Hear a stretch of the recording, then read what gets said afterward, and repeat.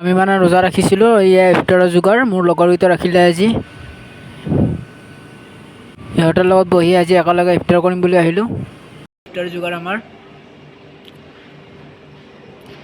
এইটো আমাৰ manager.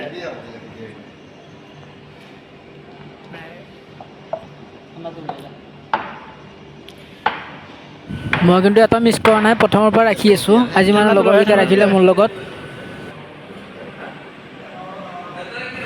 Apple, বুট, খেজুৰ, কল, তাৰপিছত নেমু চৰপাত, ঠাণ্ডা, এনেকৈ মানে আজি ইফতাৰৰ যোগাৰ আনিলে।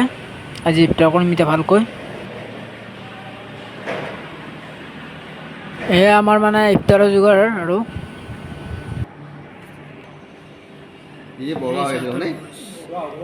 এইটো বগা হ'ব আৰু এটা তৰমুজ আৰু কি আৰু এটা নেমু, এইটো ঠাণ্ডা, এইটো কি নেমু পানী, এয়া তৰমুজ হয়।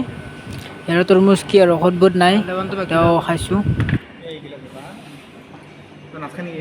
আমাৰ অসমততো পাঁচটা 45ত 35ত ৰোজা ইফতাৰ হৈ যায়। ইয়াত মানে অলপ লেট হয়। ইয়াতে 6:30, 6:35, 40 এনেকুৱা। ইয়াতে মানে অলপ লেট হয়। ইয়াতে মানে বেলিটো অলপ দেৰিকৈ ডুবে। অসমতকৈ ইয়াত মানে 1 ঘণ্টা ডিষ্টেঞ্চ। অসমত আগতে হয় 1 ঘণ্টা, ইয়াত 1 ঘণ্টা পিছত। মোৰ ভিডিঅ'বোৰ যোনে যোনে চাই ভাল পাইছে ছাবস্ক্ৰাইব কৰক।